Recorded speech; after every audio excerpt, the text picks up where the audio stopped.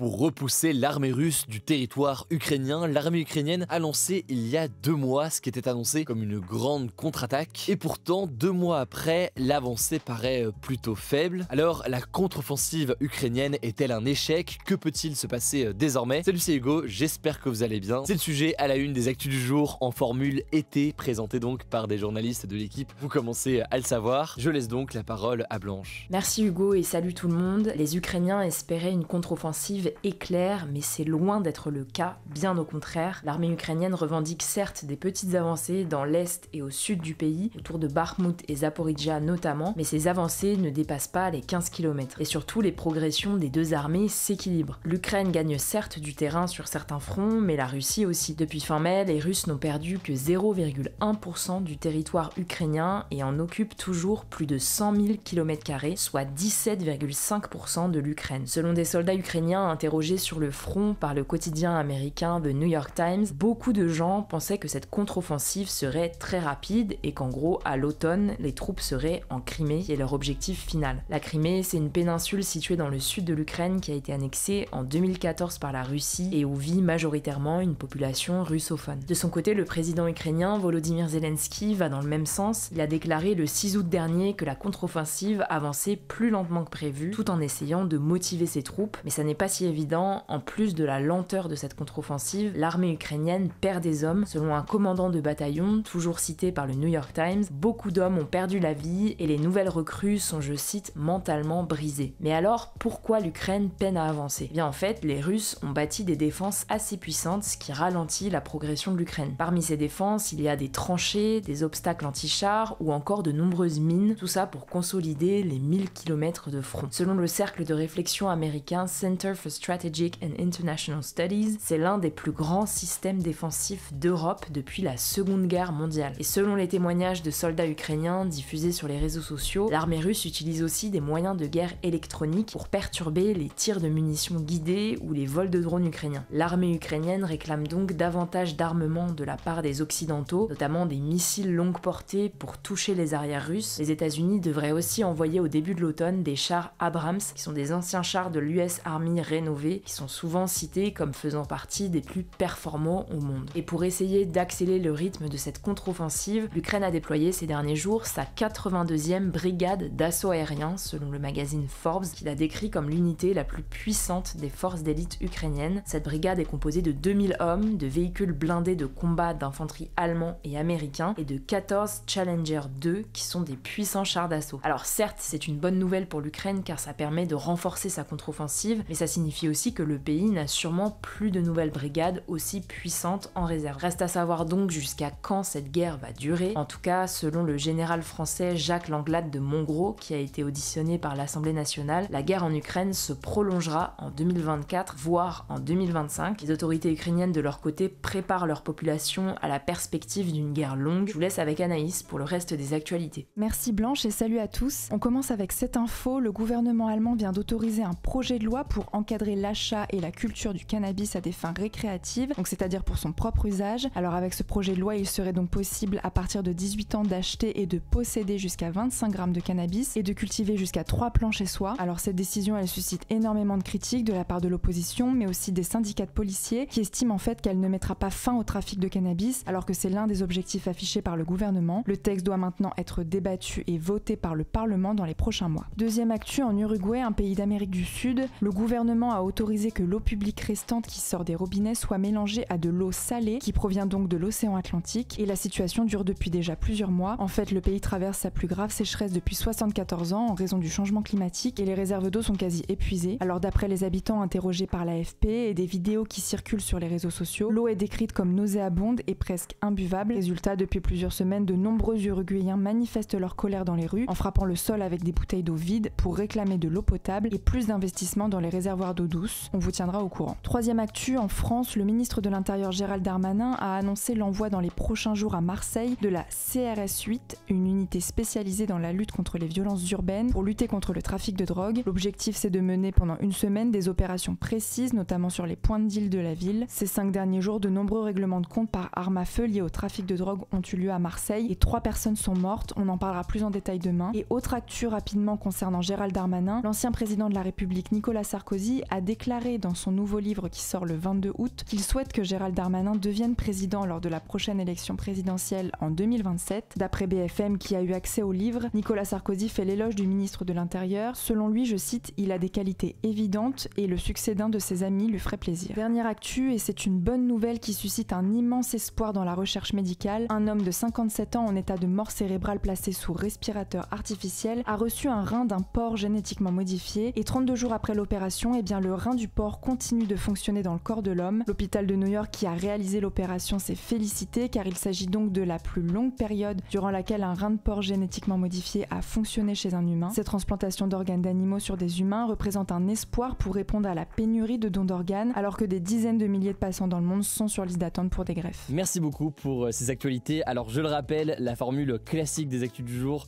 revient fin août. Je reviens aussi de mon côté fin août. En attendant, au-delà de ce format en version été, pour suivre l'actualité au quotidien, rendez-vous sur notre newsletter qu'on a lancé il y a quelques jours pour recevoir chaque jour par email l'essentiel de l'actualité. Le lien est directement en description. On est aussi très présent sur Instagram. Le nom du compte c'est Hugo Décrypte si vous n'êtes pas encore abonné. Prenez soin de vous, prenez soin de nos proches et puis on se dit du coup à demain.